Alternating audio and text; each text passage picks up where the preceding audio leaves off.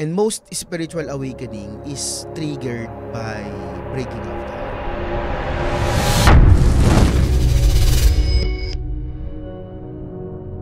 20% of the time, it's opening of the mind. Na curious, na panood sa TikTok. But most of the time, really, it's when something happens to them, na rug pull, parang na rug pull, or, death of a loved one, wala ng trabaho, nalugi. Breaking of the heart, they start questioning why do bad things happen to good people?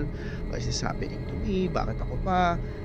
That's where we come in to assist them dun sa pagkagising. Hindi ibig sabihin nung breaking of the heart is yung broken-hearted sa relationship. Iba pa yun. Minsan meron din ganon, but metaphorically, it's, breaking of the heart, metaphorically speaking, kapag something na kakaiba yung nangyari sa kanila. Parang feeling mo na minahalas ka na sa buhay mo. Ganyan. Talagang sobrang nasad ka sa experience.